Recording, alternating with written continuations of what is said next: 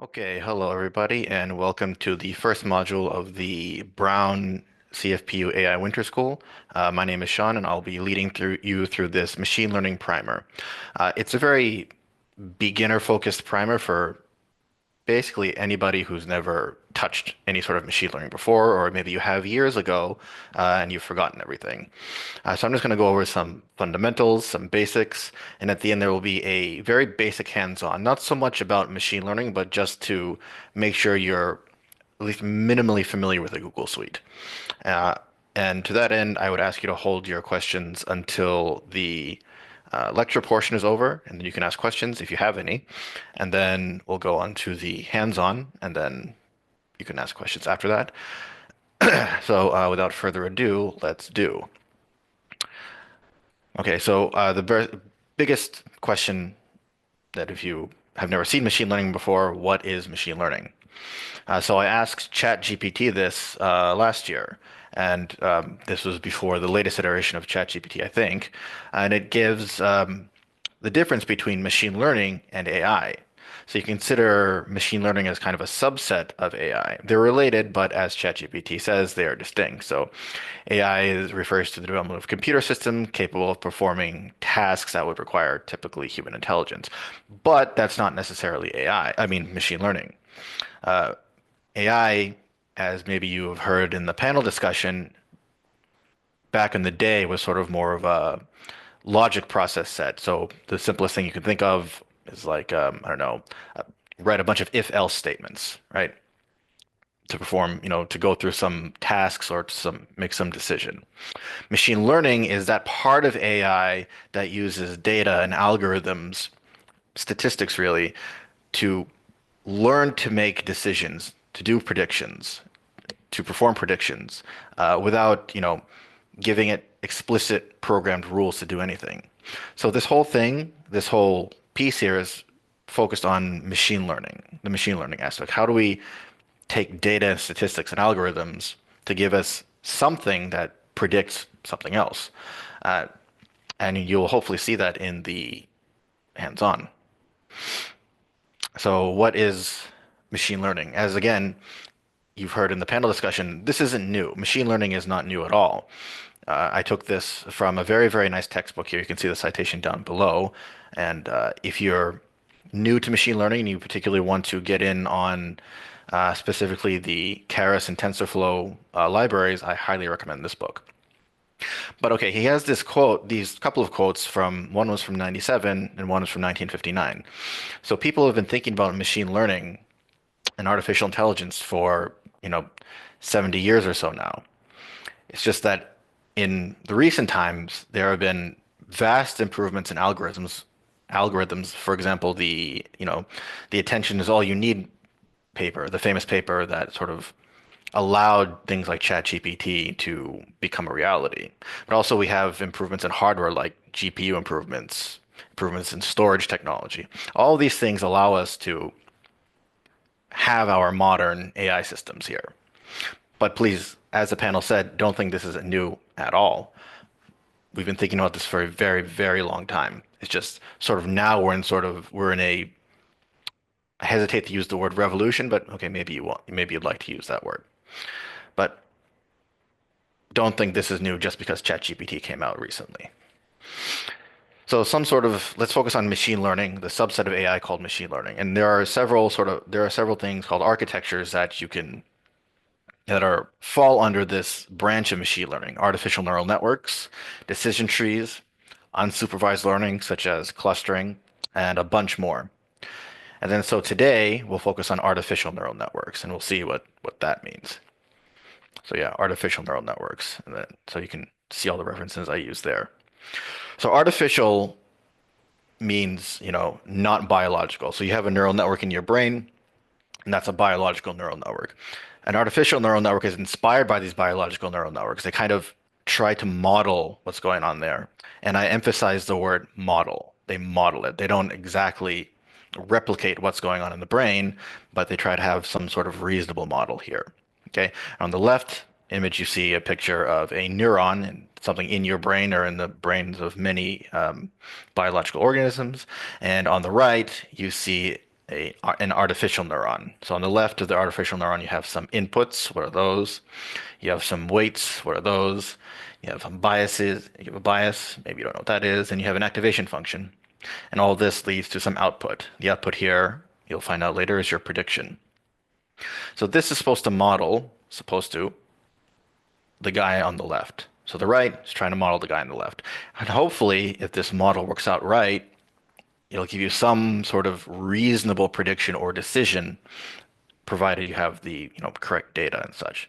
So let's look at a type of artificial neural network. This is called a dense or fully connected neural network. And let me just put on some labels here. And again, I note the citation at the bottom. So I sort of arbitrarily labeled the input and output, but you can reverse it. You can reverse it, and for this image here, it doesn't really matter. So let's say you have some inputs. And on the previous two slides, the inputs would be these X's here. All right, and then you have some outputs at the very end. Right, on the previous two slides, the output would be the Y. And in the middle, you have a bunch of these things called the hidden layers. Right, these are all hidden layers.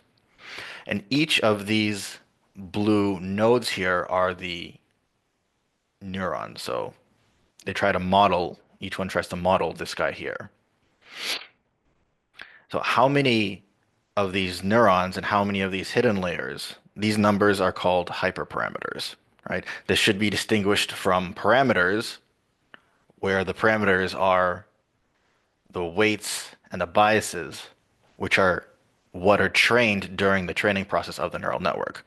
So the weights and the biases associated with the structure here are the things that are trained. The hyperparameters are things that you can set or tune, such as the number of neurons or the number of hidden layers. There are more hyperparameters than that, but those are just some examples. But they are not trained during the training process. So think of hyperparameters and parameters as different things, despite the nomenclature being similar. But how do you actually use this to make a prediction? Well, you have this funky mathematical equation here, right? And let me put some labels on there so things are much more clear. So H is the neuron output. X is the input features, which I'll explain in a sec. Phi is the Greek letter phi is the activation function.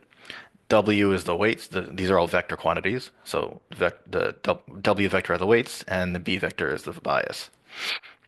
And so if we go back to our neuron, we have the input features, the weights, which are trained, the biases that are trained, and the activation function. You put these all into this equation here, and it produces the output. So on the previous slide, the output was labeled as Y. So remember, the weights and the biases, these guys, are the trainable parameters. The hyperparameters are not the trainable parameters. These parameters are. Okay? So what do activation functions do? The sort of main thing that might confuse you here is the activation function, right? And in the previous slide, this activation function shows up here. So what it does, you can kind of intuit what it does here. It really provides the output of the neuron here. So you have an activation associated with each of these here. And for each of those, it produces an output. So you have some input features. So for example, what are examples of input features? Input features could be like, I don't know, if you're looking at dogs, dog can be like the length of the dog, the weight of the dog, a long tail, short tail, I don't know, ear size, stuff like that. Those are input features, for example. And the weights in the bottom, once you have the data of the dogs, then you can train the neural network by some process to learn an optimal set of weights and biases, such that if you give it some image of a dog, should be able to tell you, depending on what you trained it for, should be able to tell you what kind of dog it is, or what the length of the tail is, or what the size of the ears are, or breed of dog maybe, I don't know. We'll see what this is about later on. But what are the importance of activation functions? This Greek letter phi here. So the activation functions, as you can probably see, it performs a transformation on these quantities here, or on this quantity here. And it adds nonlinearity into the model. So why do you want that? So nonlinearity into the model, it helps you learn complex patterns, right? So if you really want to learn things that are, if you want to learn, for example, different breeds of dogs, which may not be easy to learn just by images, Adding activation functions allows allowing a pardon me, including nonlinear activation functions allows you to learn more complex patterns within the data, right? And we have different activation functions for different tasks, right? So for example, this is called a rectifier linear unit or ReLU. This is used for several things that this is used for, several things in training that crop up, such as vanishing gradients, and I'll explain what that is later. You also have other activation functions like the sigmoid function. So the sigmoid function on the right saturates at 1 and 0. If you have only a binary choice, 1 and 0, you might intuit that this is used for a particular machine learning task called binary classification. So for example, if you want to look at, is this a cat or is this a dog? If you want to have the neural network make a prediction on an image, let's say, is this a cat or is this a dog? You may use the sigmoid activation function at your output so the neural network can make that decision. There are other activation functions such as the softmax function, which is used for multi-class classification. So if you want to train your neural network to look at images of fruit, so you have apples, bananas, oranges, pears, mangoes, and you want it to recognize all of those, and if you want to feed it some images and it makes a decision on what that image is, you use a softmax activation function at your output. So just a quick aside on binary classification, because you'll probably see it later on. There is a standard metric or plot that is produced in binary classification problems. So for example, if you're looking at cats versus dogs or in physics, signal versus background, binary classification is used a lot in background suppression. What you want to produce a lot of the time is called the receiver operating characteristic curve, i.e. the ROC curve. And from that, you can calculate the area under the curve. So the ROC, the ROC, plots the true positive rate versus the false positive rate. And the area under the curve is called the AUC. What this means is if you have an AUC of 50%, then your trained binary classifier is no better than the flip of a fair coin. So you train your model, you see that you have an AUC of 50%, and then you're like, well, this doesn't work. I may as well just flip a coin. And that's pretty useless. So you want to find ways to train the model better. So the goal is to get the AUC as close to 1 as possible without overfitting. Overfitting is the concept of the model memorizing features of the training data and not generalizing well to data that it hasn't seen before. So this is an example of a ROC curve. So on the y-axis is the true positive rate, and the x-axis is the false positive rate. Okay, and I plotted this for some problem, and you have the legend that has the training set. So how well did it do? What AUC, what area under the curve does the training data give you? That's the orange curve. The blue curve is the test curve. So what AUC does the test data, meaning the data that the trained model has never seen before, give you? So they're both about, 87, 88%, which is, depending on your task, very good. And the fact that they're not very different can imply that you have mitigated the overfitting problem. If, for example, the AUC of the train set is higher than the AUC of the test set, meaning the training will perform better on the training data, but it's not generalizing well to the test data, means you may have some overfitting problems. The black dash line is the 50-50 line. It's the fair coin flip line. So if these curves collapse to the black dash line, then what you have is a poorly trained model for binary classification. So I just want to emphasize this is binary classification, which means that you can throw this away, take a coin out of your pocket, assume it's fair, and then flip it, and then, you might as well just not train anyways. So that was just an aside on binary classification because you're going to see it later on anyways. But I want to shift back to actual artificial neural networks and tell you about a very useful, very interesting theorem called the universal approximation theorem. And approximately, it says artificial neural networks can approximate functions provided there is at least one hidden layer. That's not the full statement of it, and there are rigorous ways to prove this, and then you can go look them up in your free time or on, the weekend when you have nothing else to do because you love machine learning so much. But it's out there. But to be more concrete, if you have a supervised learning task like you'll see today, meaning you have data that comes with labels, so you have images of cats and dogs, and then those images come with labels. This is a cat, this is a dog. Well, in a supervised learning task, it can find a mapping between, for example, the data and the labels, or function mapping between different features of the data. So in principle, neural networks, if there's an underlying function to be had, an artificial neural network should be able to approximate it. I should emphasize this is for neural networks, and we're not talking about any other type of architecture here yet. Maybe later in the week you will, but not right now. How does an artificial neural network actually learn? So what it does, it tries to minimize a cost, also known as a loss function. For example, I have the uh, mean absolute error posted below. So this is a very typical loss function in machine learning, uh, and what each of the terms are is listed below. So y is a true value, x is a predicted value, and is the number of data points. So if you're trying to predict, the length of a dog's tail, if you've got a bunch of training data, the neural network as it's training tries to see how well it performs at predicting the dog's tail, and tries to minimize the difference between its prediction and the actual value that it has here. Okay. This is just one example of a loss function. There are different losses for different tasks. The mean absolute error and others are used for regression. Regression is predicting continuous value, the length of a dog's tail, the weight of a dog, I don't know, the length of a dog's snout, something like that. There are different losses for classification, such as cross entropy losses, which you'll see later today and maybe later in the week. These just give you, for example, in binary cross entropy, gives you a decision between, cat versus dog, or again in signal versus background. If you're working at a particle collider, maybe you have some process, like you have some QCD background that you want to hack off because it's background. And so you train a neural network using the binary cross entropy loss function to tell the difference between this QCD background and whatever signal you're looking for.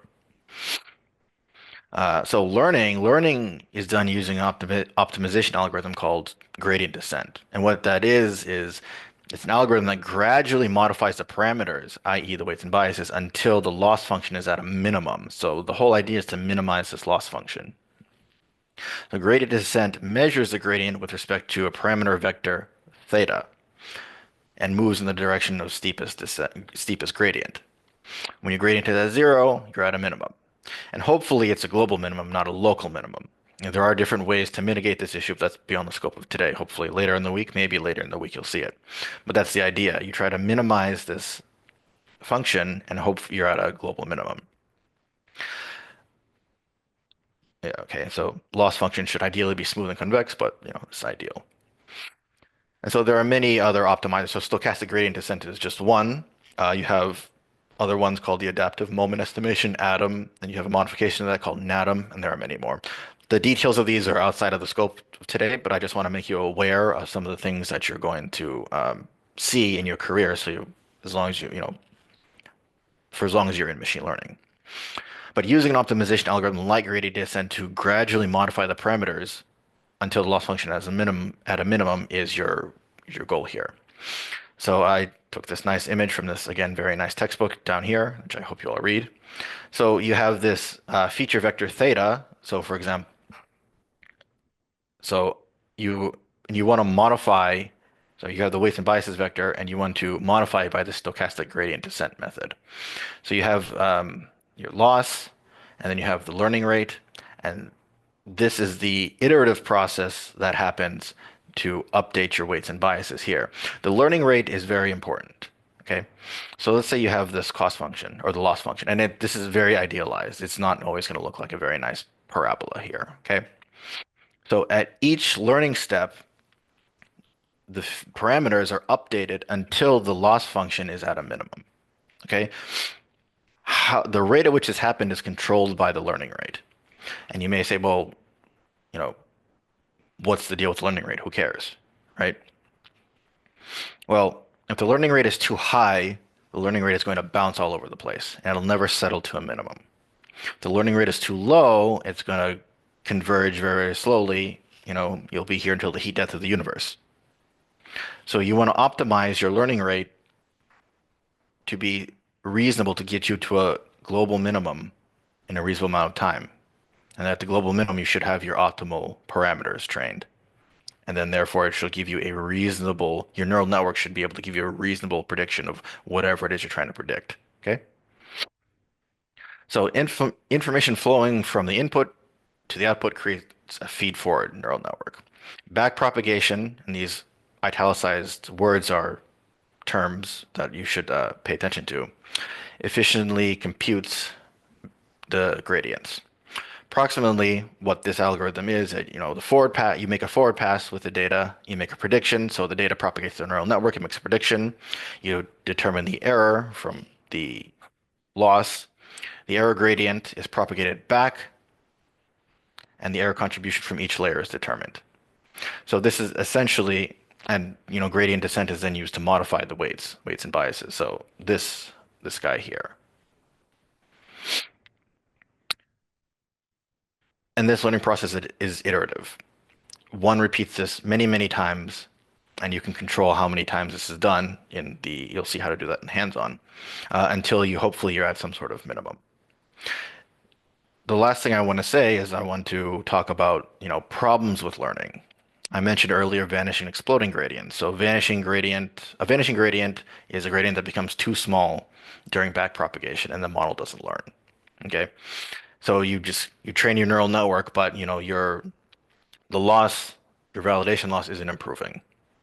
So you can do other things. You can choose a better activation function, and there are some model decisions that you can do. But this vanishing gradient is a problem. The gradient becomes too small and it just becomes zero and just doesn't learn. Everything gets kind of zeroed out. You have the exploding gradient problem where the gradients become exceedingly large. It causes the model to be, unstable. In image recognition, maybe you'll see vanishing gradients more often than exploding, but you should be aware of both. You can mitigate this by, tweaking the learning rate, changing the activation, or, have different architecture issues. But there are issues that come with calculating the gradient. It's not you just set up a neural network and you give it some data and you say, okay, go. You're free to go. No, there are problems that you have to pay attention to. The other two problems are, as I mentioned earlier, overfitting, that the model memorizes features and patterns of the training set, and it can't generalize to the test set very well. So you can mitigate this by adding more data, simplifying your model in various ways, or use something called early stopping, which stops training at a certain point, given some metrics, and adding a dropout layer, which we can maybe learn about later on, but this is a little bit outside the scope at the moment. And then underfitting, of course, that the model doesn't learn at all. You can there are several ways to mitigate this. Altering the architecture, the data selection, choosing different features, et cetera, et cetera. So that's machine learning in a nutshell. I know that was about a half hour long introduction to machine learning, but really the thing to take away is this process here, right? If you look, let me go all the way back. If you look at this guy, you have a neural network. You have inputs, you have the output, you have stuff in between. And all this stuff in the neural network is calculated by this function. And you want to learn the weights and biases. You improve your weights and biases during training with an algorithm like gradient descent. So data, neural network, learning through gradually increasing the parameters through an algorithm like gradient descent. That, in a nutshell, is how neural networks work and learn. And so at this point, I will go back to the beginning just in case. At this point, I will open the floor for a few minutes for questions and we'll go to the hands-on, because the hands-on I'd like to get to because it's more how to deal with the Google Suite and what you'll be learning or what you'll be working with in the coming days rather than actual neural network stuff, although you will be able to train a neural network, hopefully, in today's hands-on. Let's see. Okay. Sorry, Q&A. Q&A. So yeah, so Rashid asks why mean absolute error is taken as a loss function, why not squared error? You can take the mean squared error, you can take the root mean squared error. There are many different loss functions that you can use. Yeah, good question. But mean absolute error I just use as an example. It's not the only one. You're absolutely right. You can use the squared error. how to decide on the learning rate. The learning rate is a hyperparameter that you can optimize. There are different ways to optimize these things. There are different optimizers within different libraries like Keras or Torch or something that allow you to, for example, select a range of learning rates that you want to test, and the optimizer will go through and help you pick out the best learning rate. It's outside the scope of today, but these things do exist. They have been thought of, and they are these techniques are well built into the libraries that you'll encounter. Yeah, the activation functions. It's a good question. It's a good important point. Sorry, let me just minimize this Q&A here. So yeah, the activation function essentially tells your model, should this neuron turn on or not, right? You need the activation function to perform these transformations, to form this transformation here. So this is the data, these are the weights and biases. The activation performs some transformation on the data that will activate, quote unquote, the neuron. When the neuron is activated, things propagate through the neural network. And you have nonlinear activation functions. When things are propagating through the neural network through these activation functions, you can learn more complex patterns in the data. Oh, there are quite a few Q&As.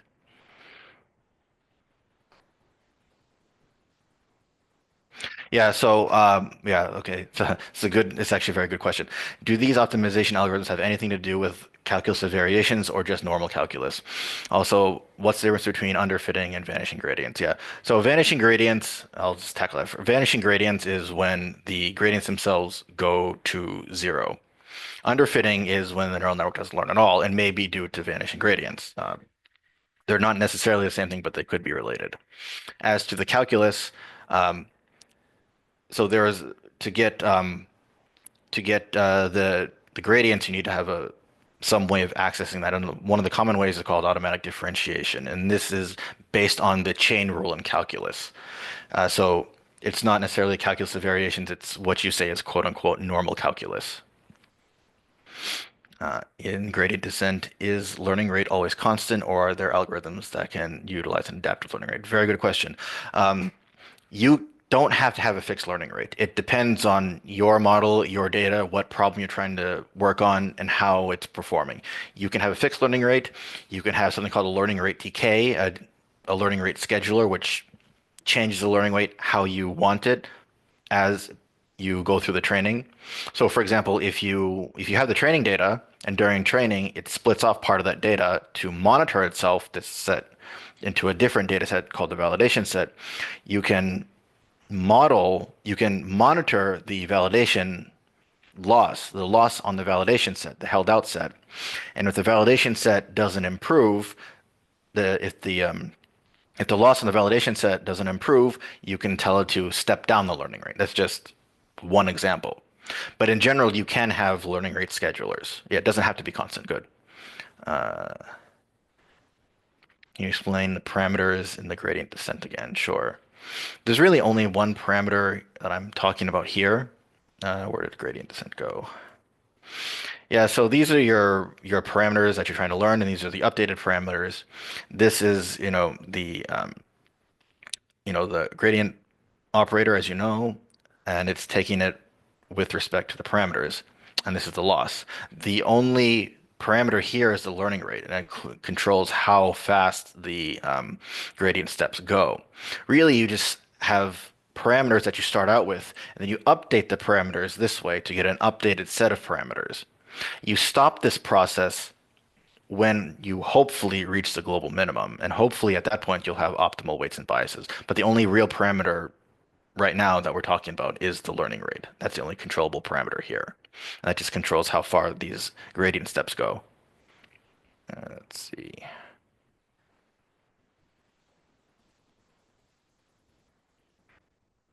Yeah, so weights and biases are the parameters associated with the neural network that, where did it go? Sorry. Yeah. So this is your output here. So if we go back, you know, each of these has an output associated with it, and the output itself of the neural network has its own activation. So if we just go back here, we just have one neuron associated, it's just one neuron, and we have the output. Okay. So the weights and the biases, are the parameters that are going to give you the output when evaluated by or when passed through the activation function. So assuming your weights and biases are optimally tuned, the output, and these all these neurons have outputs, but the final output, which has its own activation and its own weights and biases, the output, if you have a sufficiently trained neural network, meaning you have optimal weights and biases, the output should give you a prediction, a reasonable prediction. So the weights and biases are the things that you train. These are the guys that you're looking for. These are the things that you want to optimize so you get reasonable outputs when you train your model. Okay, good questions, good questions. I only take questions for a few more minutes 'cause I do want to get to the hands-on. So my apologies if I don't get to your question. You mentioned QCD background, how neural networks can help classify them. Could you elaborate a bit more on this? Thank you.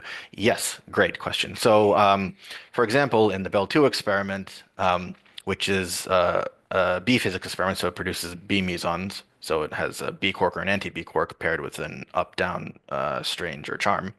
Uh, the decays of the B mesons, they decay generally more isotropically, whereas backgrounds from what we call in the current continuum, which is E plus E minus to QQ bar, they decay, they form like jet-like structures. So that's sort of the QCD background I was thinking of. So you can train a neural network to look at the topology of these events. So the B meson decays more spherically, more isotropically. The continuum, i.e. E plus E minus a QQ bar background decays more, produces more jet-like interactions in the detector.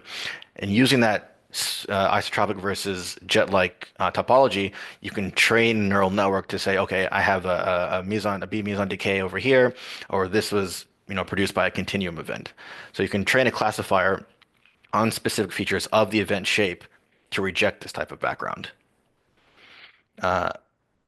How the model can be trained with less or limited data. There are techniques to train a model with limited data. It really depends on your problem. Like in high energy physics, it's relatively easier to produce Monte Carlo, but not all experiments have that. You have to kind of live with what you have, or there are techniques to get around this problem. But yeah, it's a very broad question, and there are specific things, specific techniques that you could go into, but it's a little bit broad at the moment. I'm going email me later, and I can refer you to some techniques. But it's a good question. More general question, but as a physics student interested in astrophysics in is sorry, as a physics student interested in astrophysics, is a in-depth understanding of ML algorithms really necessary or applications with experience? It depends on what you want to do. So the question is, if I want to be an astrophysicist, do I need to know ML? Uh, I would, I would say, I think you should know the basics. Um, it really depends on what your project is and what your project requires. There will be astrophysics and cosmology presentations later in the week. I think there's at least one astrophysics one. So perhaps that question is better saved for the presenters of that topic. It's a good question, but I would suggest you go to that one. But my personal opinion is I think you should know at least the basics of machine learning. You should know the basics of today at a bare minimum as a physics student. We have a huge amount of data to learn about the complex systems, for example, weather forecasting. Weather forecasting. Is it always feasible to have big data, or can we build models that can learn complex systems with smaller data sets? Uh, yeah, it's possible to do that. But again, it depends on your problem, depends on what you're trying to learn, depends on the data that you have access to. But you can learn complex systems with smaller data sets. It's specific to your problem. How random should I set my learning rate while training? It shouldn't necessarily be set at random. There are standard learning rates that you can try at first. For example, 10 to the minus 3 is a kind of standard learning rate, but you don't really set it randomly. You tune it based on how well your neural network is training, and there are ways that you can kind of automatically tune the neural network, or the learning rate. How arbitrary is the activation function? The activation function isn't not arbitrary. For example, the activation of your output, or if you're doing a binary classification problem, is often the sigmoid function, for example. because it saturates between 0 and 1. It can give you a binary decision. Activation functions like or the loss function like mean absolute error, they don't do that. Uh, Sorry, that's the loss function. The activation functions, I guess you're talking about in the hidden layers. So that different activation functions have different benefits. For example, the rectified linear unit helps with gradient problems. That's why it's chosen in things like convolutional neural networks. So it's not completely arbitrary. It depends on what the problem that you're having is, what your problem is, and what you're trying to achieve. Can you give a simple example and then state what is the activation weights and biases? I'll save that for the hands-on. Maybe just two more questions. Or sorry, it's beyond the time that I wanted to go. Maybe just one more. Is there a real chance one can repeatedly fall into local minimums and never catch the global minimum? Yeah, there is a real chance that you're going to have a hard time escaping the global minimum. But there's no rigorous, as far as I know, there's no rigorous mathematical way to figure this out. This is kind of more of an empirical thing that you have to figure out. Uh, at this time, I'm going to close the Q&A. I apologize if I didn't get to your question. Feel free to email me questions. I'm going to go to the hands-on, and I'm going to share the README first. I think a lot of you are logged into it already. This README is very, very useful. This is set up. So there are three parts to the README, really. So part one is creating a local directory structure, which is something that we recommend, but it's not mandatory. It's just to keep track of your own work within your own drive so it doesn't get lost in, the morass of files you may have in your own drive, right? So all you have to do is just, go over, click on My Drive, click on the new function, the new button, and then say new folder. And then rename, when you have a new folder, rename it AI Winter Scroll Personal. So you don't confuse it with the shared drive AI Winter School folder. Okay. And then within that folder, you can again, once you have that folder, you can go inside that folder, again, click new, and then create folders for each of the modules and just name them module 1, 2, 3, 4, 5, 6, 7, etc. That's just for your benefit. If you don't feel comfortable with this or you prefer a different way of organizing your data, totally fine. You don't really need to. It's just recommended. But you do get a nice organized structure like this, where you can keep all data and all materials for each module segregated. So it's easy for you to go back and look at them if you need to. Okay. So accessing the Jupyter notebooks, this is important. Each presenter may have different ways they want you to do things. Please follow the presenter instructions. But in general, what you can do is once you have access to the shared drive, you can go, for example, for module 1, this one, go into it, and this is the Jupyter Notebook. You can right click and say make a copy. When you say make a copy, a pop-up will come on your screen like this, created a copy of da da da da da, and you click show file and location, it should have copied into your personal Google Drive, not the shared drive. And the name will be copy of notebook. And you can rename that if you want. You don't have to, it's up to you. But once you have that, you should move it into the, for example, module 1 subfolder that you created. If you created it, it's up to you. So for this module, I want you to go here, right click, say make a copy. And then once you have that, go to click My Drive or wherever you stored it, and then double click it. And then once you double click it, you should have this popped up here. The notebook for module 1. It should say module 1 at the top. Okay. Put that aside for a second. Yeah, so it should look like this here. Copy of whatever notebook that you have in your own drive. So in the location, it should say My Drive. And you can move that to whatever subdirectory of your drive that you like. Okay.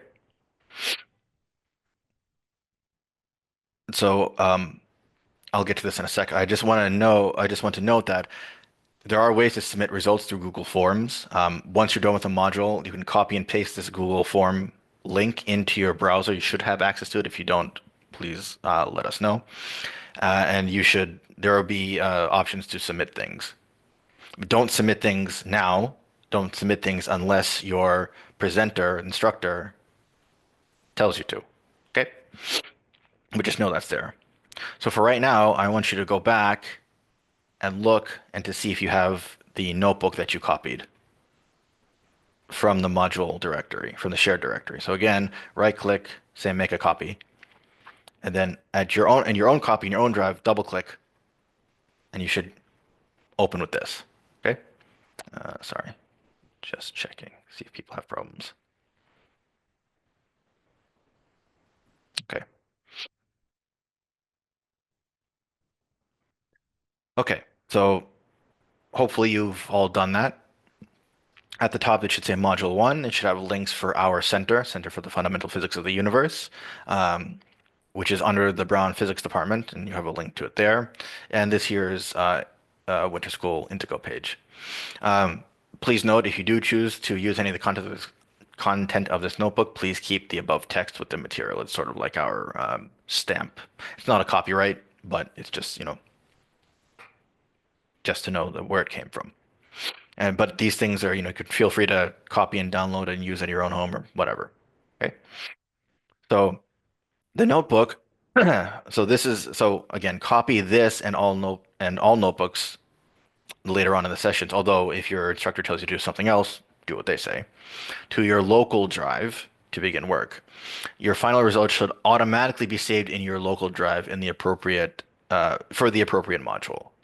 Okay, nothing should be saved to the Winter School shared drive. It should all be locally to you.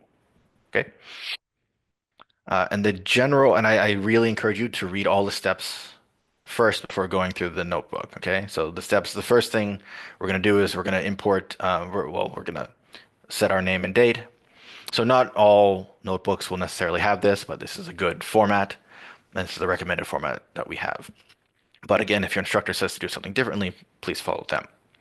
So we can set our name and date here, your first name, your last name, and that's wrong. I will get rid of that. And then after that, we're going to import the machine learning libraries. We're going to mount the data drive, which this is sort of the point of this, is to show you how to mount the Google Colab drive. We're going to perform data preparation if needed. Your presenter may have a different idea. We're going to build and train a model, perform inference. Inference is like the prediction step to obtain a result, and then you can submit the result to the Google Drive. You could submit your results through the Google form to the prepared Google form. Yeah, I should say Google form. My bad. So once you have that, the way to run cells in the Google Colab is you just hit this play button here. You can also hit Shift Enter, or if you're on a Mac, Shift Return. So you can just do Shift Return and it does the same thing. Okay. Um, After that, you want to import the machine learning libraries. And so there are many libraries to use. Okay. I just am I just have here TensorFlow and the high-level Keras API and Torch, i.e. PyTorch. What you use depends on your preference. It depends on your lab preference, or if you're working in a lab, your PI's preference. It's up to you. But these are two very common machine learning libraries. And these are, if you're not familiar with Python, this is the standard way to import libraries in Python. Okay, so just click play. This may take a couple of seconds to do, which is fine. It should be working. And while that's going, I'll check over here.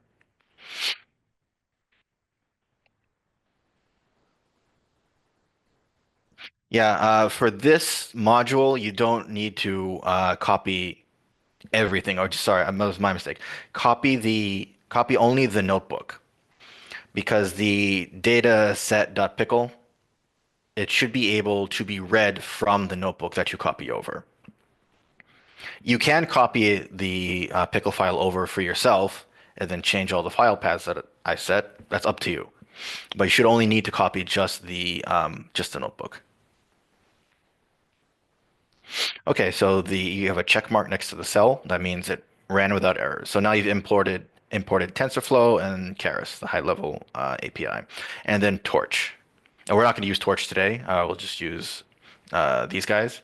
So don't worry about that. I just want you to be aware this is how you import some of the libraries. So again, this is just standard Python import style to import libraries.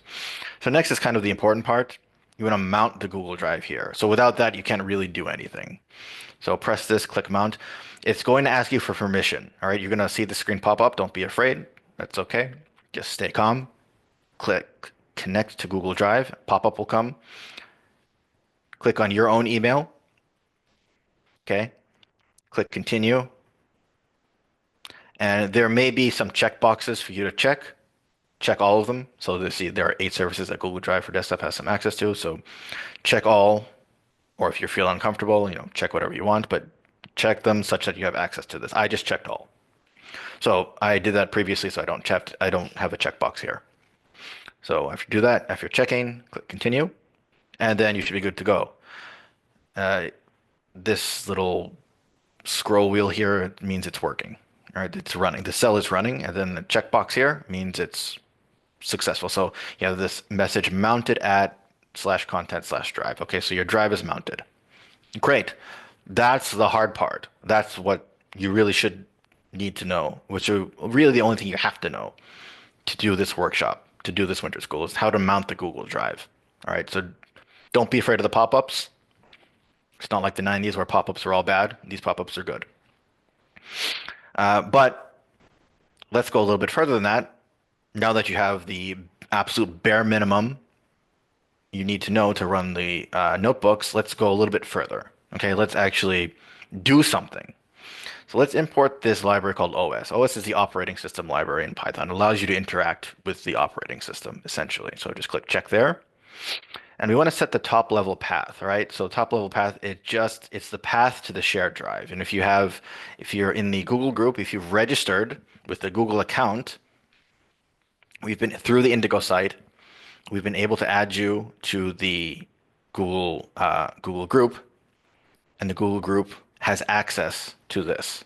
Okay, so just set that. And then we're going to use this os.list directory on the top level path, and it should show you all the modules here. So what you're looking at, what you really have access, you've accessed this. You've accessed the shared drive. Okay, and you see, like, for example, the README here. So it's not, so you have successful access to the entire Winter School shared drive if you've been registered. Okay, so we're doing module 1, the introductory module. And I want to set a specific path. So there's a folder in here called module 1 dash dash introductory module. So just for my own convenience, I'm going to set that module path, and then I'm going to set the path to the data set, the pickle file here. Not all data sets are in pickle files. It's just a choice at the time when I made this. And I'll explain what the data is later. So set this path. And I want to set the full path. This just concatenates these two strings together, the top level path and the module path. So I'll just perform this concatenation operation. And then I want to set my local drive. So that's different. So this up here has all been to set the drives associated with the Winter School shared drive, right? That's sort of the community drive. Down here, you're going to set your local path. So for your local drive, so all your work or whatever you want is saved to your local Google Drive, your My Drive, okay? So we can set this local drive here. If you follow the instructions in the README, you have a folder called AI Winter School-personal. Okay, again, that was just a suggestion. It's not mandatory. If you want, you can change this. But for the purposes of this exercise, for ease of use, I suggest you do that. So you can set that. And again, we can concatenate these into the full path. So just this plus this. And then we can look. So I have module 1 and module 2 in my local drive. Okay, I created those. So within my AI Winter School personal drive, I created these two things. And this os.listdir function verifies that for me. So I want to just highlight this. Oh, no, without the string. Just highlight this, copy it, and I'm just going to concatenate it with the full path. So now in my local drive, I have a path to module 1, which should save all my work for module 1. Okay. Okay, so next we're going to import this library, this pandas library. Excuse me. Pandas is a very, very useful library. It is a very, very uh, ubiquitous library for data analysis, and it works extremely well for tabular data. If you have experience with databases, this will be very, very familiar to you and very easy to use. But it works as tabular data here. Okay, so import pandas and just give it an alias as PD. You can name the alias whatever you like. It doesn't matter. This is the to call pandas PD is extremely common. And you're going to define a DF. DF stands for data frame. So pandas works on things called data frames. So we're going to define a data frame. So PD dot read pickle. So there's a function called read pickle that allows you to read the pickle file. That's the data file here. Okay. So it calls this full path. And remember, we have the full path up here, this top level path to the shared drive. So we're just telling pandas, okay, there's a pickle file at this path, read it. And then I click run, and hopefully it will run and read the pickle file. And then you have this function that works very nicely in Colab, or rather Jupyter Notebooks, that will display the data for you after it's read. So again, you don't have just pickle files. You have other functions that you can use. So for example, there's a read CSV file. If you have comma separated values, you can do the same thing. Okay. And while that's running, I'm going to look over here. Can we run this locally or is Google Colab necessary? For the ease of this workshop, please run everything in Google Colab. In principle, uh, if you can run Jupyter Notebooks on your local machine, you can do this. You can download the data, excuse me, and do this all locally. Totally fine. Let's see. Right. So this is the data here. So this is the index of each data instance. Uh, you have things, headers, column headers called DS data, UL values, and truth. Okay. What does this actually mean? This is actually not meaningful for you at all at the moment. I'll tell you what these mean. Uh, these data are simulated data from the Luck-Zeppelin dark matter experiment. I based this notebook on last year's module for that exercise because I thought this was a very comprehensive module and things translate well to the introductory module. Each one of these represents a 700 sample pulse, and I'll show you what they look like in a sec. These are properties of the pulse, and these are truth values, or the target values, if you like, or the labels, you can call them. And they have ones and zeros. So that maybe implies to you that this is a classification task, a binary classification task. All right. So maybe think about that. And because we have labels, this is a supervised task. So let's import something else. NumPy is very good working with arrays and tensors and stuff. And matplotlib is excellent, is a standard plotting library. We don't go through any of the code, but this is just going to plot some of the pulses so I can explain what they are. In general, when you have data, so just click this and run, it should take 1 second. In general, if you have data, you should visualize it, right? When you first displayed this table, you had no idea what it was, what it looks like. What you really want to do is plot the data and see what it actually looks like. And not only just plot the data, different instances, maybe you want to plot different, if you had different, so these are just pulses. But if you had different data, for example, I don't know, if you're looking at, dog sizes, you can, make histograms of the tail length or the ear length or the snout length, or maybe plot, one against the other to see if there are any correlations. Okay? And let me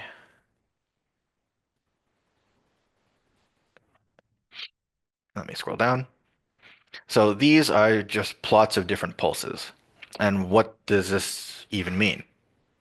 So you'll notice the title, single scatter, title here, multi-scatter. So these are two different classes. All right. One has a label of truth equal 1. The other has truth label equals 0. So this should imply to you there's different physics going on. What these pulses are associated with are scatterings in the Lux-Zeppelin experiment. And on Thursday, there will be a dedicated module for Lux-Zeppelin. So please go to that if you're interested in dark matter. It's very interesting and a very important open problem in physics. So we have particles that scatter once in the detector and they produce some type of pulse. We have pulses that are produced by particles that scatter multiple times, generally twice, in our case here, that produce a different type of pulse. And for these two examples, you can kind of see by eye the multi-scatter pulse is a little bit wider than the single scatter pulse. But so what we want to do is try to train a binary classifier to distinguish between the true values, what we're labeling true. You could arbitrarily swap the labels if you like, which you're labeling as true, which the single scatter which you're labeling as true, and the multi-scatter which you're labeling as false. So train a binary classifier to distinguish between single and multi-scatter events in this detector. And the neural network is going to run along the features of the pulses. And what are the features? Like I said, this is an array of 700 samples, and each gives you a pulse height here. So the feature of the different pulse heights at the different times, or rather the different indices. Excuse me. So now that you've visualized your data, you can do some data processing. For just the just for the sake of swiftness, I'm only going to select 50,000 events here. You can go up and you can see how many events there actually are here. There's quite a bit more than 50,000. So we can do a bunch of data pre-processing here. And what I do here is I shuffle the data, right? This is important in machine learning, is shuffling the data. You randomly shuffle the data just in case the way the data is fed into the neural network there's not some pattern at the beginning of the data set that the neural network is going to learn, but that isn't there at the later part of the data set that the neural network will do poorly on. So the shuffling the data will relieve some biases that may be there. And everything I'm going to show you is just a way to do it, just so I can show you different things. But it's not necessarily the only way or the best way. But I just want to dip your toes in the lake. So we shuffle the data and we only select 50,000 events. We turn it into a NumPy array because a lot of machine learning libraries like NumPy arrays, although sometimes you can use data frames. You can reshape the data. Reshaping is important because, for example, if you're using images, you have a two-dimensional image, you have you have the pixel height and the pixel width, number of pixels in one direction versus number of pixels in the other. So you have to keep track of the data shape and the tensor sizes. Next, I'm going to import a library called scikit-learn, so abbreviated as sklearn. This is another very important machine learning model. It has lots of good functionality. And I'm going to split the data set into the test set and the train set. So I'm just going to click that. I'm going to say I'm going to want from the full data set, which I label X, I want 20% to be reserved for the test. Okay. And I'm going to set my random state to 42. If you get this joke, great. If you don't, that's okay. You're not a sci-fi nerd. Don't worry. I promise you will be if you're into this long enough. But what this is, we're going to train on the train set, the neural network, and we're going to test on the test set. So the test set is something that the neural network never sees in training. Okay, it's something to, excuse me, evaluate itself after.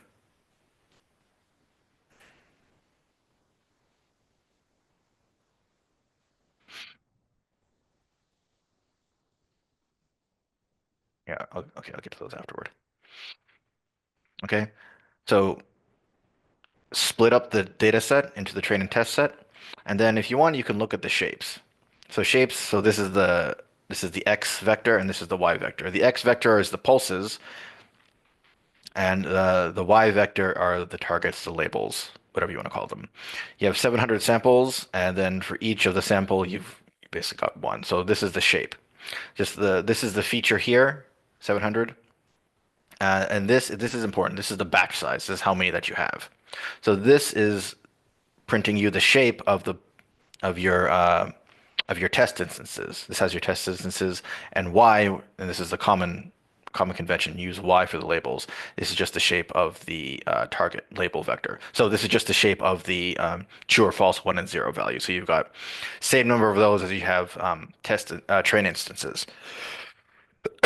Excuse me. So now we're going to build the model. Okay. And again, this isn't the only way to do it. It's not necessarily the best way to do it. It's not the most flexible way to do it, but it's simple enough to get your feet in the water that you can just do things yourself. So we're going to create a function called build model, and we're going to put our neural network in those. So this is where you can tune the neural network. Okay. You can choose the number of layers, the number of hidden layers, the number of neurons, if you remember back to the slide deck, and you can choose the learning rate. So like I said before, a reasonable learning rate to start with is 1 times 10 to the minus 3. We'll see what that means later. So the activation function. So people are asking, are there more activation functions? What can we do? Where can we find them? So I have a bunch of references down here for Keras. You can click on them, and you can look at different types of activation functions that are good for binary for classification problems or for regression problems. Okay, so it's just that reference to. Reference to is this guy here. Okay, so you can click on that on your own convenience, and it'll give you a list of activation functions. And so then you want to click the optimizer. The optimizer here, remember we want to optimize our weights and biases, and we're going to use stochastic gradient descent, which I described in the slide deck. And you're going to choose a loss function. So optimizers here, loss functions here, you can have a look. This is all a lot and very dense. Hopefully it'll be more clear when I just show you the code. The code is actually fairly simple. So we're going to use stochastic gradient descent. We're going to choose a loss function. Remember, this is a binary classification problem. So we want a loss function that's conducive to that function, to that task. And then at the end, we're going to get a ROC AUC, so the receiver operating characteristic curve and the area under the curve. Okay? And I just want to note that there are ways to optimize your hyperparameters, number of hidden layers, learning rate, etc. But they're outside the scope of this intro. But I give you references here to look at your own time. It's not that difficult, but in the interest of brevity, we're just going to skip that for now. So a note on model building. So we're going to use the Keras sequential model here, or layers are just kind of stacked on top of each other.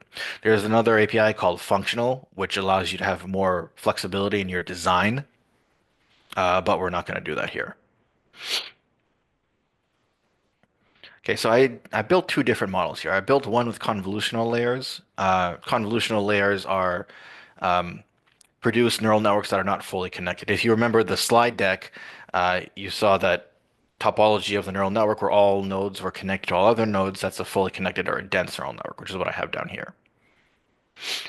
Convolutional layers don't have that. They are not fully connected, but that's outside the scope of this tutorial. But I just want to make you aware of it. Convolutional neural networks are commonly, very, very commonly used for image recognition. That's where you may know them from.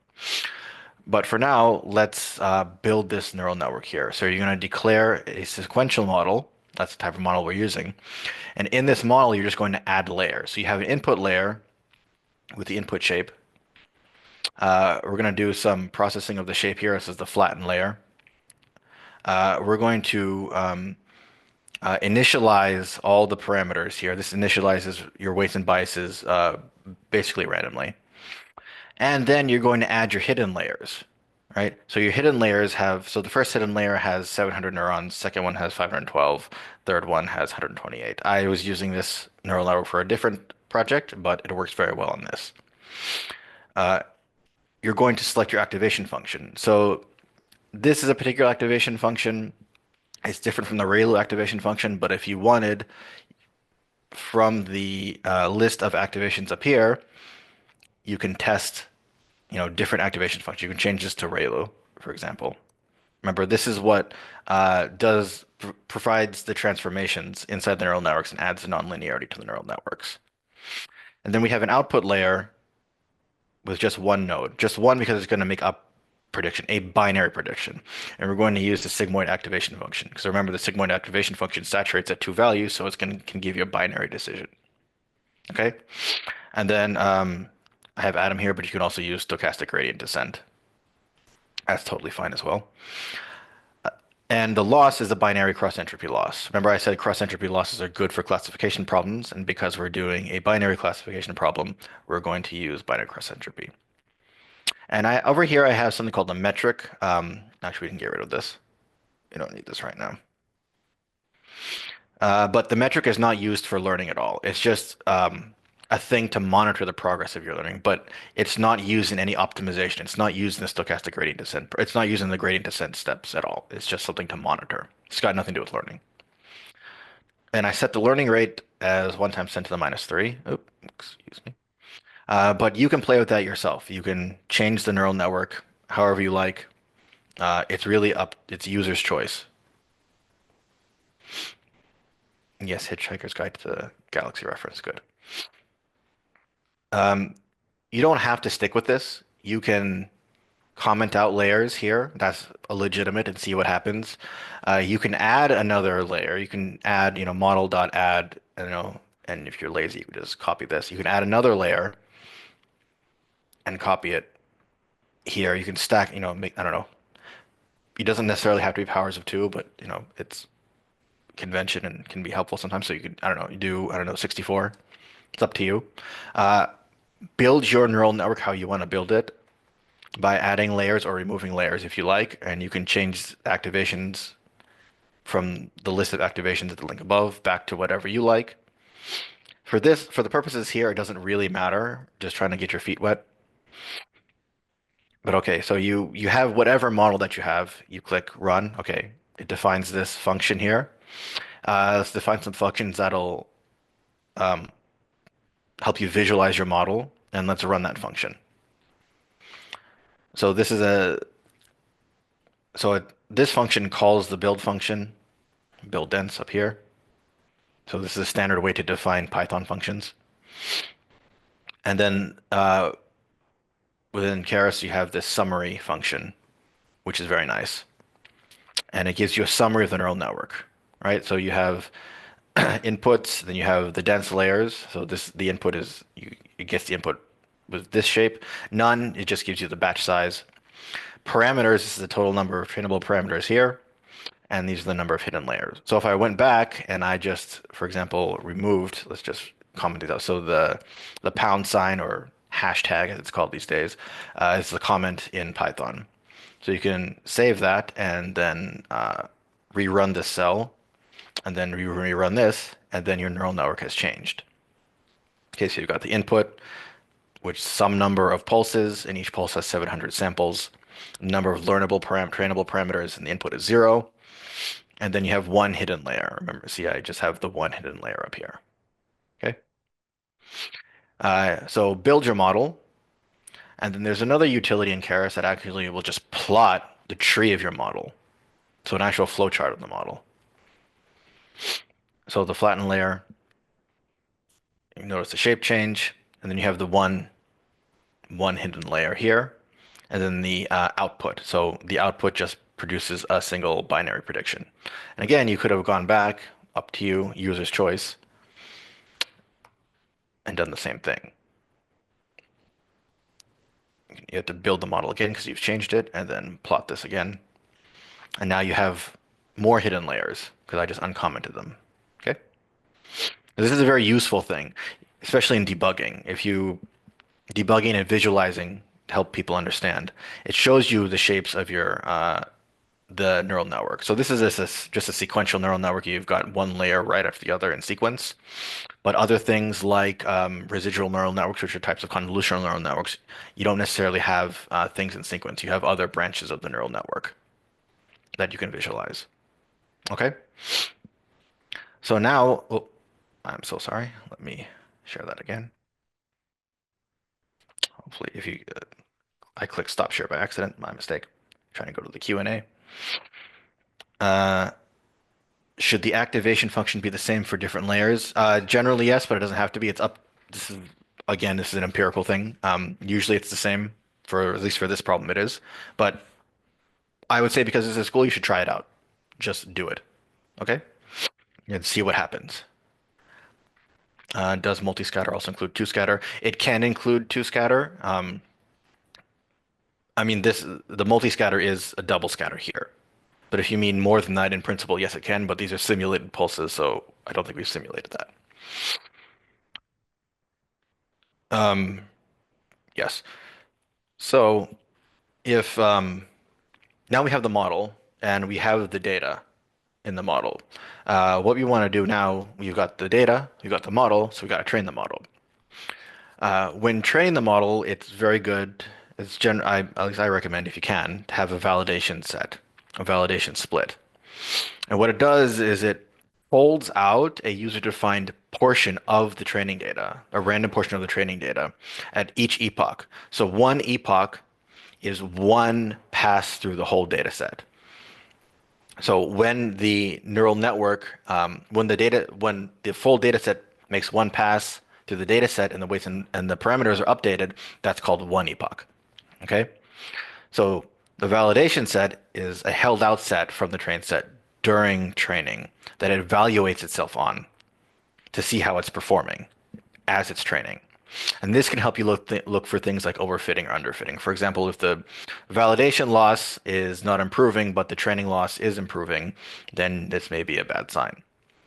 There are a couple of things that I have here called callbacks. Callbacks allow you to control how the learning is done. So I've got one called reduce learning rate on plateau. I mentioned this earlier. If the learning rate, it's a one type of way to control the learning rate. Somebody asked before. If the and I have it monitored, so you can see it down here, and I have it monitoring the validation loss. So what that means is if the validation loss doesn't improve after, excuse me, if the validation loss doesn't improve after 5 epochs, then reduce the learning rate by this factor down to a minimum learning rate of what's that? Yeah, down to this. Okay. That's one way to control the learning rate, as somebody requested before, asked before. Here is another callback called early stopping. Early stopping allows you to mitigate overfitting. If there is no improvement in the validation, or I mean, you can choose whatever you want to monitor, right? For any of these callbacks, you can choose what you like to monitor. But if there is no improvement in whatever metric that you set at after however many epochs that you set, I just set it at 5, then the training stops. Because if you just train and there's no improvement, well, there's no improvement, and it can actually start to make the training work. The training can start to get worse because it can start to overfit at that point. So I like to have these callbacks here, and then there's a function. So the way you train the model is you have this function fit. So it's model.fit. So you really are just doing a fit here. That's really what this is. I'm only just for actually just because I know this takes like 20 seconds per epoch. Let's just do like maybe 3 epochs. The validation split. So we're going to hold out a random 20% at each epoch, and we're going to assign our callbacks. So our likelihood reduction method and our early stopping. And then after you train the model with the fit function, we're just going to save the trained model into this Keras file. And so once you have that, click go. Okay, and it'll tell you which epoch it's on here. And I know from doing this before, this take like about 20 seconds per epoch. And you can change the verbosity. The verbosity will tell you more or less information here. So the loss, remember that we have the binary cross entropy loss, is telling you that the loss is at this. And the validation loss is at this. So right now, the validation loss is better than the training loss. But we've only trained it for 2 epochs. So generally you want to train it more. And so yeah, now you're already starting to see improvement here. Now it's come down. The training loss is coming down, which is good. Okay, so I've trained the neural network. Now we have a trained model. I know if you want to train it for longer, just train, you can change it to like 50 or something, but it'll take a long time. Just three for brevity. But now we have a trained neural network. And if you've done this, you should see this within your local directory, this file here. And then if you want to take this and then load the trained model into some other project, there are ways to do that. Okay. So now we're going to plot the training history. So this just plots, let's load this. Okay. So this just plots your training history. It plots, where did the legend go? Ah, here. So the blue curve is the loss. So it's your binary cross entropy loss. Okay, and it goes down. And when you train it for longer, the loss goes down. It means the learning is improving. The orange curve is a validation loss. It's the loss calculated on the held out validation set during training. Because I only trained it for 3 epochs, you don't see, really good learning, but that's okay for the purposes here. The point is that you can monitor this. You can see how this performs over time. So if I changed the training to 50 epochs or even 30, you'll likely see a nice decreasing loss for both. And when they stop improving and they become similar to each other, very roughly, you're confident that your neural network is learning something.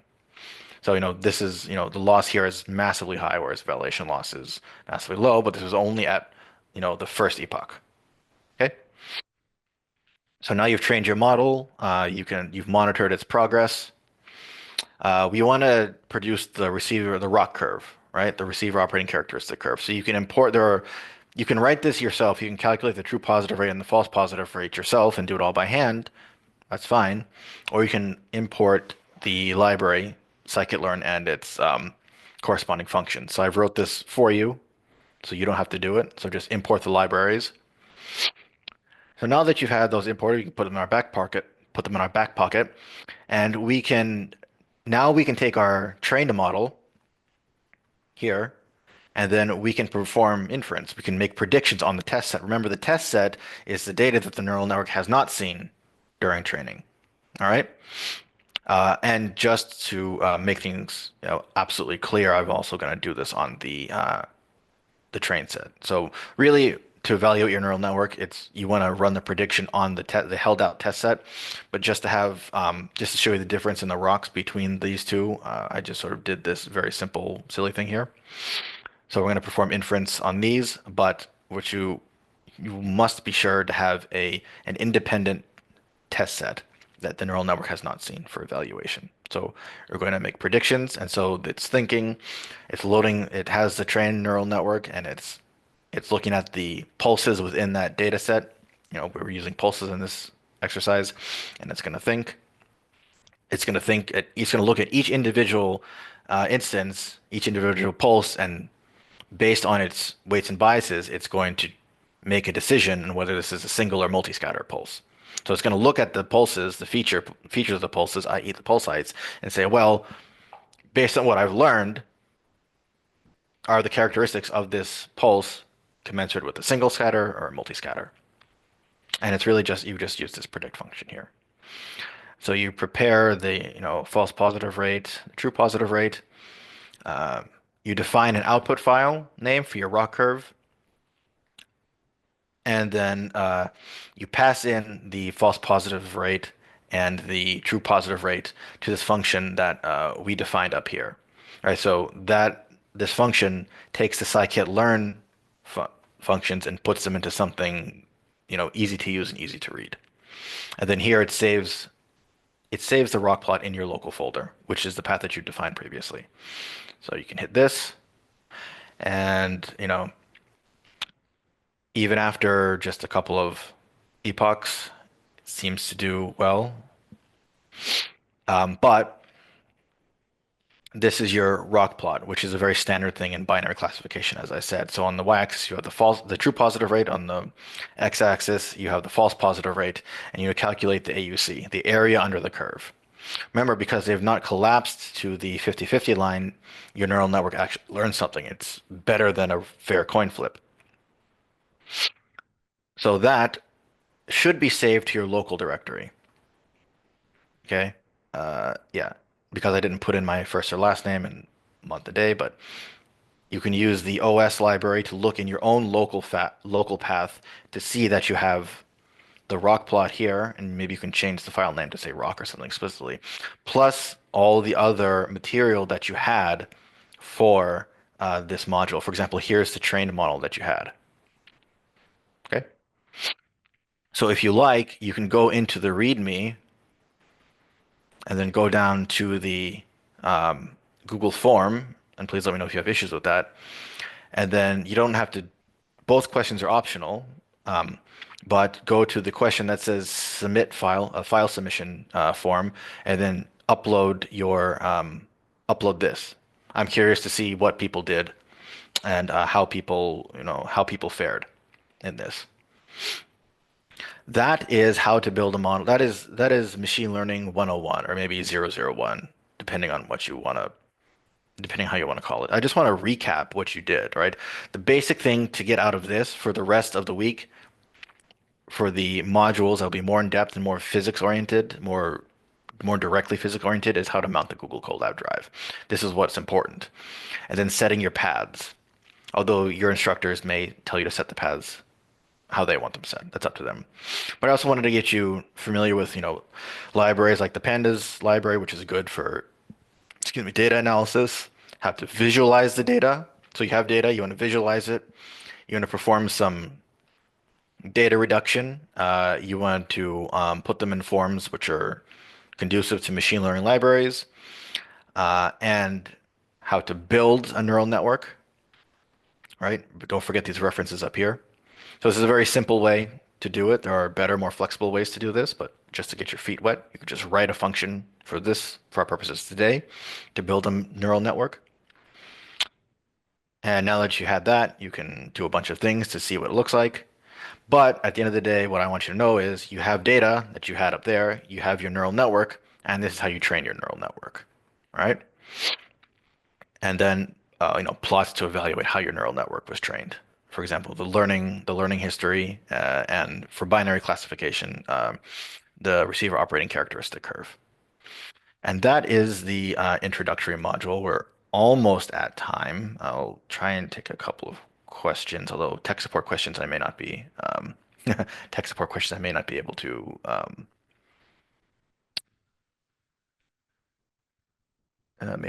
answer because that's sort of unique. I set up all the paths so it should just run out of the box, and I've run this out of the box within my independent Google account, so I know it does run out of the box. Sean, Yes. Rick here.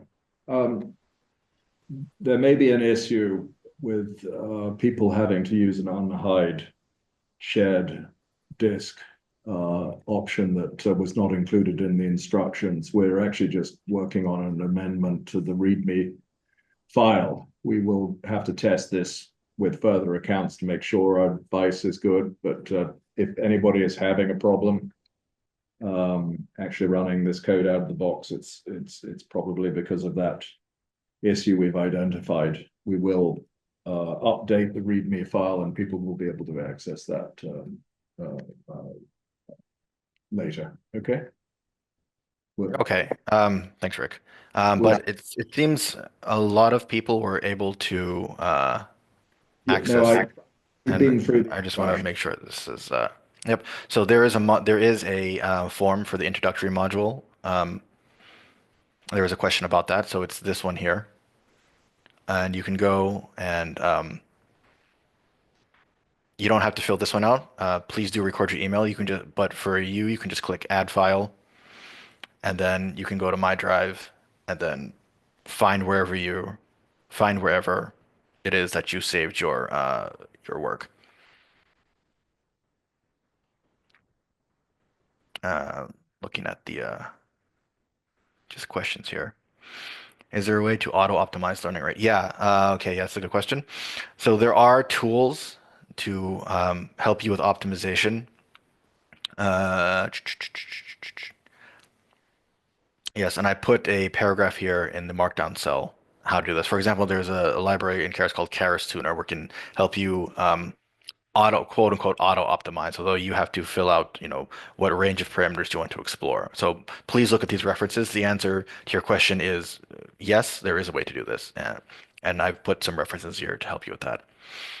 Does the reported loss directly correspond to the fraction of accuracy of the prediction? So you can, so the loss is the binary cross entropy loss. Um, there is an accuracy metric that you can use to actually look at the accuracy. So you can just put that. You can go to one of these, I forget, and there should be an accuracy option there. You can put an accuracy to see the accuracy as you're asking. Even after putting 50 epochs, the cell terminated at 7. Did I miss something? Um, I'm not sure. I'd have to look at your, I'd have to look and see what you did. But the fact that you were able to put in 50 epochs, oh, where did it go? The fact that you were able to get down here and put in 50 epochs and then run it, that's good enough for me. That's totally fine. The specifics of why it's not learning as well, I'm not sure. But the point of today is to get you familiar with the Google Colab environment and the basics of writing these models in Python. So the fact that you got here when you were able to run, that's already a victory for you. It's already a victory. Don't necessarily worry about that it wasn't learning anything or was learning something strange. Okay.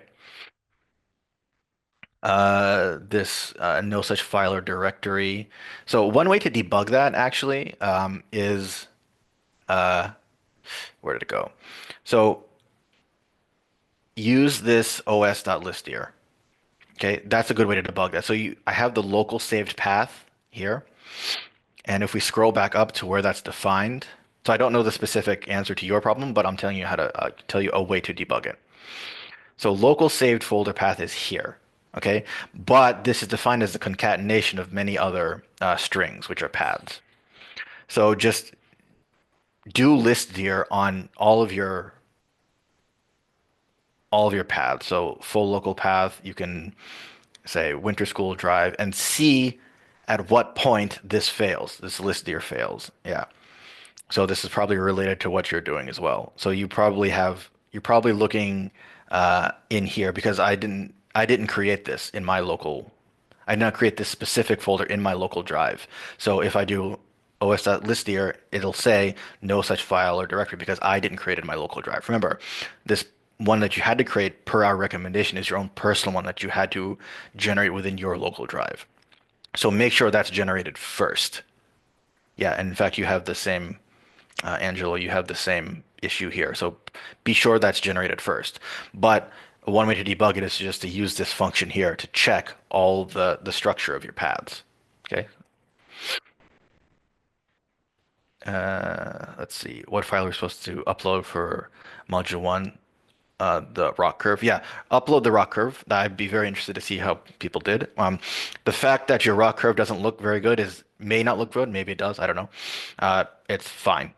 It's fine. That's not the point today. The point is just to get you familiar enough with the Google Suite and typing Python and writing neural networks in Python in this particular library. The specifics of training and how well it trains is sort of secondary. For this module submission form, what do we have to submit and what the answer to the question. You don't have to write anything for the open form question. And for the module for the submission, you can just click add file and upload your rock curve if you like. It's not mandatory, but if you want to submit something, and I would be interested to see how people did, please submit the rock curve. The file name should automatically be fixed to something like this. Module one evaluation, your last name, your first name, Brown Winter School, and then the whatever you added up top. Okay. Uh, and with that, I think we're at the top of the hour. And are there any last questions in this very last minute? I'll wait for a few seconds.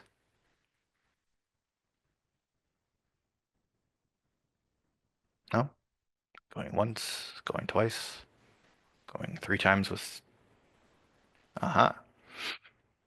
Yeah, the Google form is in the it's in the shared drive. So go to the shared drive, double click on the README, go to the README, scroll down to part 3. And then there will be forms for each module. So this is module one, so just copy and paste this into your browser.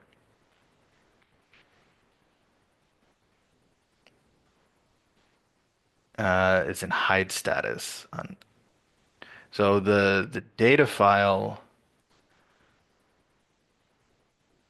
so the shared file should be here, but we are, as I said previously, some people may have issues with that. We are working on an update to the instructions. That seems to be a minority of people.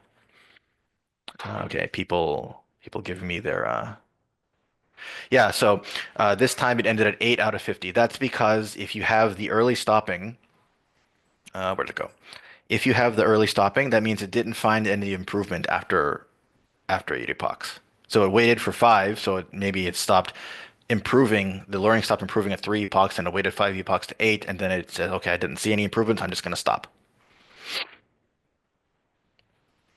Angelo, based on your previous message, you may have not created the path structure that was recommended, or you may have created it differently, which is fine. But the way to debug that is to one, go into your Google Drive and click on My Drive and explore the files that you may have there, or alternatively, in the notebook, you can go into the where we set the local paths and just run os.list here on all of the local paths to try and search for what's in there. Please, yeah, again, please register with the on the Indigo site so our admin can add you to the Google group. If you're not added to the Google group, you won't have access to this. Till when can you submit the form? You could submit it all week. The form will be open. Yeah, imbalanced data sets. Yeah. Yeah, so there are different, yeah, that's right. Physics data sets tend to be can be, well, not tend to be, they can be highly imbalanced. Yeah, so it sort of depends on your problem. Again, in like a place like hydrogen physics where you can relatively easily generate Monte Carlo. Sometimes this is not an issue, but it depends on the problem. Sorry. Yeah, please email our admin about that. The answer is no, but I accidentally uploaded the wrong doc to the Google form. No, you only allowed one submission, but that's okay. Can we predict chaotic model like sorry, I'm just reading questions that are coming in.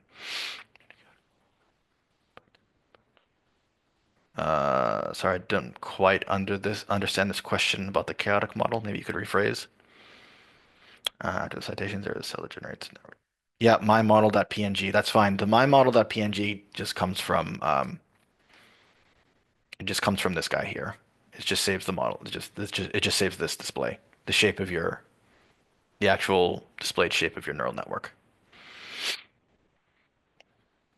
But again, the main point for today is learning how to use the Google Suite, accessing the drive, and then typing in some Python to get a neural network going. All right. Any final questions?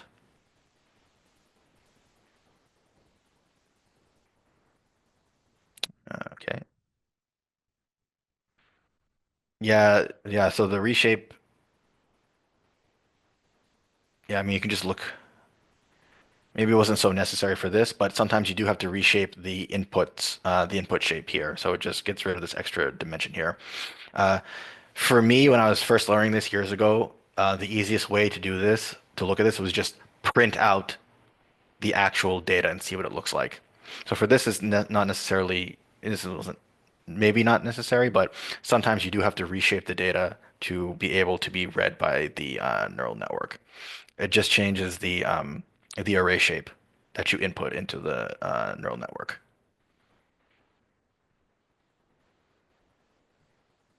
Okay, anything else? Maybe one more minute for questions.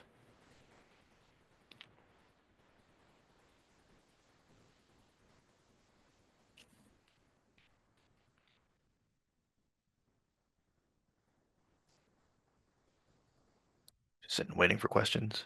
If there are none, that's great. Um, Again, the introductory module is just to dip your toes into what is machine learning, and then hands-on was just to make sure you know how to access the Google Drive and then type in some Python code. and make sure you can generate something. So it wasn't too physics focused today. It's going to be more physics focused starting tomorrow. And with that, I don't see any more questions. So I appreciate everybody for participating. And I hope you will stick around for the rest of the week for the more interesting lectures about actual physics from experts in the field. All right. So thank you and have a great rest of the week.